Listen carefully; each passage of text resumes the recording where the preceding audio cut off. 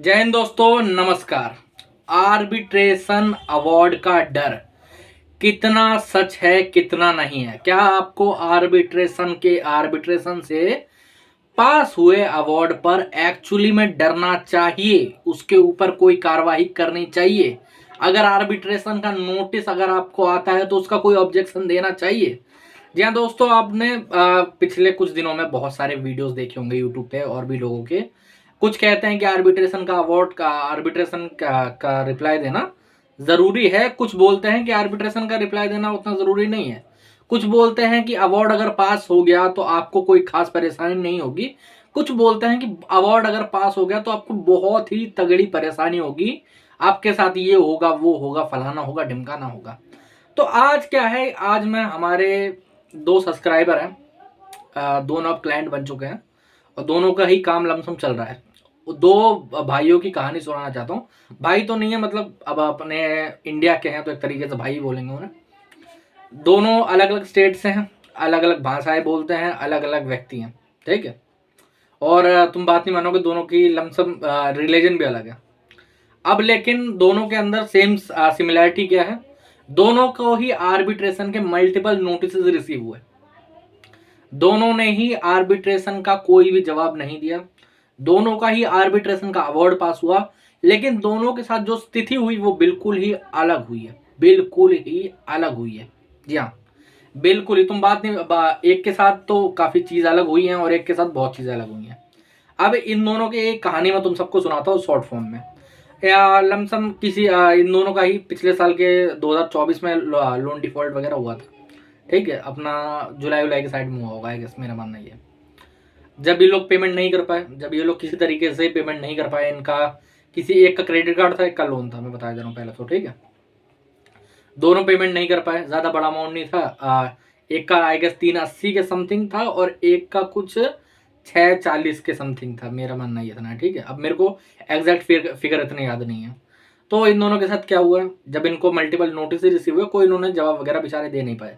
अब इनका नॉलेज का इशू मान के चलो, फंड इशू मान के चलो, कि इनको इनके पास इतने पैसे भी नहीं थे कि ये किसी को दे पाते और अपना आर्बिट्रेशन का ऑब्जेक्शन लिखवा पाते। अब इनको इतनी नॉलेज भी नहीं थी कि खुद से भी आर्बिट्रेशन का ऑब्जेक्शन लिख सकते हैं या फिर कम पैसे में भी लिखवा सकते हैं कहीं से, ऐसी चीज़ों में तो उनको नॉलेज नहीं थी, वो दे नहीं पाए, ठीक है।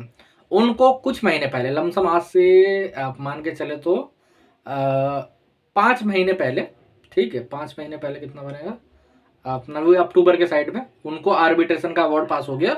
उनको वो अवार्ड स्पीड पोस्ट के माध्यम से मिल गया। अब दोनों ने वो भी अवार्ड भी देख लिया, ओके। अब वहां पर दोनों में दोनों का ही दिमाग थोड़ा काम करने लगा कि यार ये शायद मेरे हिसाब से कोई चीज गलत हो गई है, मेरे साथ कुछ प्रॉब्लम मेरे ऊपर आई है, कुछ दिक्कत आई है, ठीक है।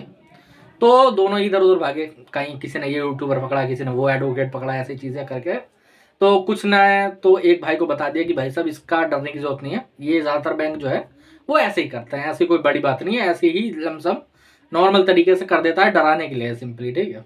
और एक को किसी ने इतना डरा दिया कि भाई साहब ये होगा वो होगा फलाना होगा ढिमकाना होगा, बहुत ही ज्यादा उसको डरा दिया बेचारे को। तो उसने तो क्या करा, उसने जो चैलेंजिंग लेटर वगैरह है और बाकी चीजें भेजी अब बैंक को, लेकिन इन भाई ने नहीं भेजी। अब कहने को तो देखा जाए तो इनके साथ भी कोई बड़ी चीज नहीं हुई है। क्या नहीं हुआ इनके साथ?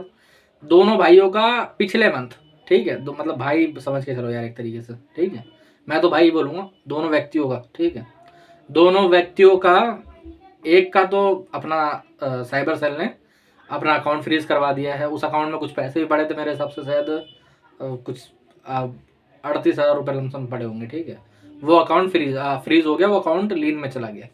वो जो पैसा है वो अब ये निकाल नहीं सकता, बैंक भी नहीं निकाल सकती, लेकिन ये भी नहीं निकाल सकते हैं उसके अंदर पे, ओके। और जो दूसरे भाई हैं उनका जो आर्बिट्रेशन का प्रोसेस है ना, वो ये होने वाला था कि उनके घर से आके बंदा सामान लेने वाले थे, वो बच गए। कैसे बच गए? कि उन्होंने एक एक्सपर्ट की एडवाइस लेके थोड़ा बहुत उस पर चैलेंज नोटिस वगैरह लगवाए थे। हुआ क्या कि एक बहुत बड़ा बैंक है, नाम नहीं लूंगा, स्टेट लिखा रहता उसके आगे, समझ जाना कौन सा बैंक है। उन्होंने आर्बिट्रेशन की प्रोसीडिंग करवाई थी, तो उनके अधिकारी एक दिन अचानक से अपना तोसी तमड़ा लेके 2 पुलिस वालों को लेके उनके घर पहुंच गए। पहुंचे, लिस्ट दिखाई कि भाई साहब जो आर्बिट्रेटर है उसने ये चीजें पास करी हैं, उसके अंदर टीवी सोफा फ्रिज फलाना ढिमकाना, जो बंदे के घर में है भी नहीं। सोफा है नहीं, गरीब है बेचारा, सोफा नहीं है उसके घर पे, लेकिन लिख रखा है उस पर सोफा अगर है तो लेके जाएंगे। अब ये चीज जैसे वो प्रोसीडिंग करने वाले थे, इन भाई साहब ने अपने एडवोकेट को फोन मिलाया कि यार क्या दिक्कत है भाई साहब, आपने तो बोला था ये वो। तो वो एडवोकेट ने बात करी, जो चैलेंज नोटिस वगैरह लगवाया गया था वो भेजा गया, वो चीजें करी गई। तो ये लोग वहीं से सीधे मुंह निकल गए। जी हाँ, वहीं से सीधे मुंह निकल गए, वहां से ये लोग नहीं कर पाए। लेकिन अगर मान के चल लो इन भाई ने चैलेंज नोटिस, ओके, आर्बिट्रेशन को चैलेंज नहीं करा गया होता, उस पर स्टे लेने का ट्राई नहीं करा गया होता, तो उस दिन क्या होता? उस दिन होता ये कि इनके घर का लमसम जो भी लिस्ट के अंदर सामान था, कई बार जानते हो क्या, ये लोग चम्मच तक लिख देते हैं उसके अंदर। एक्चुअली में मैंने कई देखे, आप तो देख नहीं पाते हो, मैंने कई नोटिस देखे हैं जिसके अंदर ये चम्मच तक इंक्लूड करवा देते हैं। ओके, तो ऐसे में क्या करा जाए? अब ये दोनों ही चीजें हैं। इन भाई के साथ तो चलो सामान नहीं गया इनका, इनका फ्रीज हो गया, वो फ्रीज पे से हम हटवा देंगे, कोई दिक्कत वाली बात नहीं। उसके लिए काम चल रहा है, इन्होंने अपना कहीं और से पहले करवा लिया था, तो उनको उतनी परेशानी नहीं हुई बेचारे को, कोई दिक्कत नहीं है अभी, ठीक है। लेकिन इनको भी थोड़ी दिक्कत है, उस पर भी जो स्टे लिया गया वो ज्यादा लंबा नहीं है, उस पर भी थोड़ा बहुत करके आगे चल के सेटलमेंट वगैरह करवाएंगे जैसे भी है।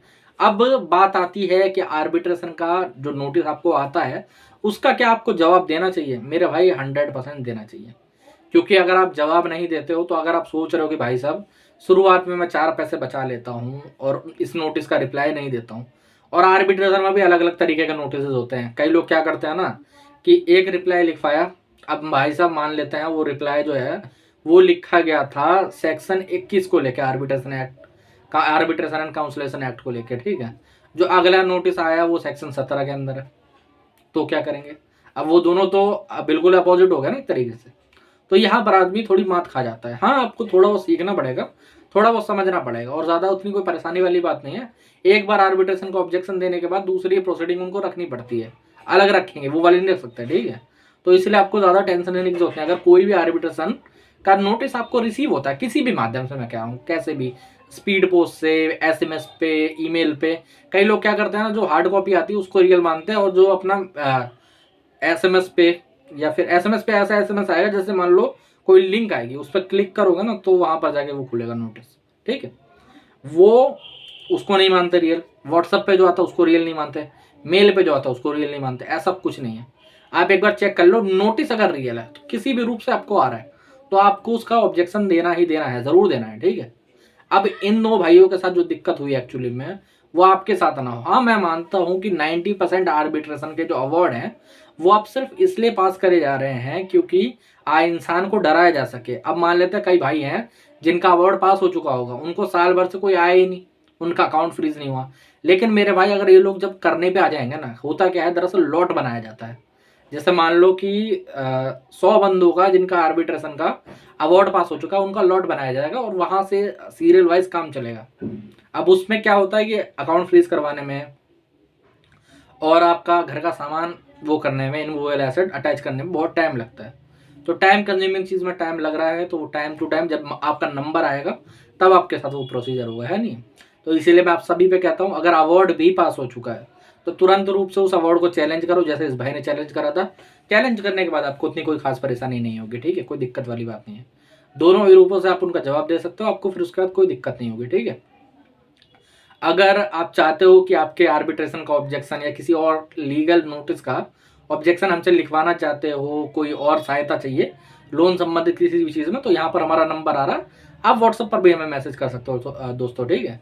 और आज का वीडियो ज़्यादा बड़ा नहीं है, इतना ही मैं टॉपिक सबको साथ जाहिर करना चाहता था, क्योंकि बहुत दिनों से बहुत सारे हमारे भाइयों को आर्बिट्रेशन के नोटिस वगैरह आ रहे हैं और वो काफ़ी ज़्यादा डरे हुए हैं, ठीक है। तो ये एक सिंपल पॉइंट था, ये सिंपल पॉइंट मेरे को आपके सामने रखना था।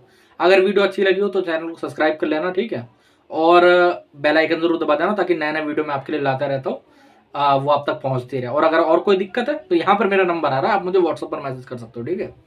जय हिंद।